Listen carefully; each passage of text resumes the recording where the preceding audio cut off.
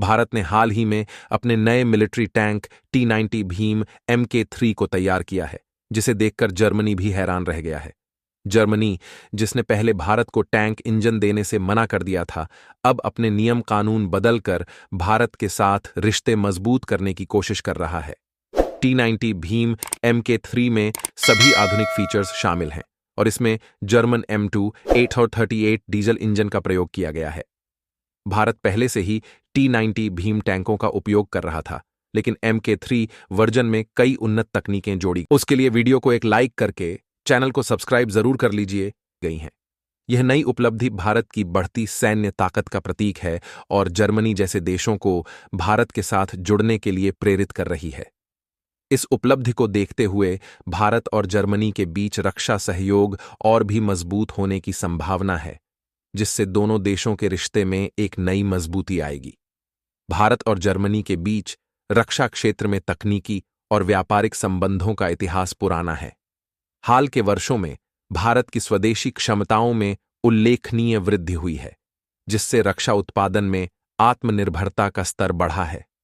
यह प्रगति न केवल भारत की सुरक्षा को सुदृढ़ करती है, बल्कि अंतर्राष्ट्रीय साझेदारियों पर भी प्रभाव डालती है। जर्मनी और भारत के बीच इंजन सप्लाई को लेकर जो विवाद चल रहा है, वह भारत की स्वदेशी क्षमताओं के उभरते प्रभाव को दर्शाता है। जर्मनी ने अगले 4 सालों तक भारत को इंजन सप्लाई न करने का निर्णय लिया है, जो कि उसके लिए एक जोखिम भरा कदम हो सकता है। भारत में प्रोजेक्ट 75I, जिसमें नई पनडुब्बियों का निर्माण शामिल है, एक महत्वपूर्ण प्रोजेक्ट है।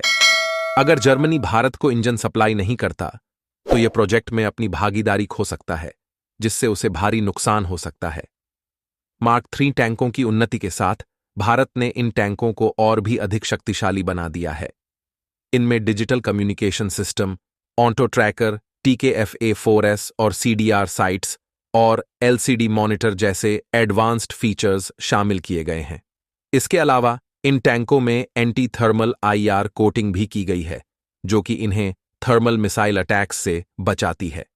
सबसे महत्वपूर्ण बात यह है कि इन टैंकों में स्वदेशी कंपोनेंट्स का अधिकतम उपयोग किया गया है, जो आत्मनिर्भर भारत के दृष्टिकोण को साकार करता है। जर्मनी के लिए यह स्थिति चिंताजनक हो सकती है, क्योंकि भारत की बढ़ती स्वदेशी क्षमताओं के साथ भविष्य में भारत अपने स्वयं के इंजनों का उत्पादन कर सकता है। ऐसे में जर्मनी को यह समझना होगा कि भारत के साथ मिलकर काम करना उसके लिए फायदेमंद हो सकता है।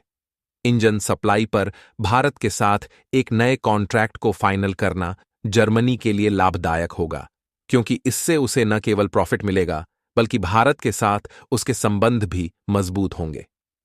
भारत के लिए भी यह आवश्यक है कि वह समय और संसाधनों की बचत करते हुए जर्मनी से इंजन इंपोर्ट करे और अपने मौजूदा टैंकों को मॉडिफाई करे। वर्तमान में लगभग 1200 ऐसे टैंक सेवा में हैं, जिनकी उन्नति भारत की सुरक्षा के लिए अत्यंत महत्वपूर्ण है। निष्कर्षतः, भारत की बढ़ती स्वदेशी क्षमताओं और आत्मनिर्भरता को देखते हुए जर्मनी जैसे देशों के लिए भारत के साथ जुड़ना और सहयोग करना अधिक महत्वपूर्ण हो गया है। यह साझेदारी न केवल दोनों देशों के लिए फायदेमंद होगी, बल्कि वैश्विक रक्षा उद्योग में भी महत्वपूर्ण योगदान देगी।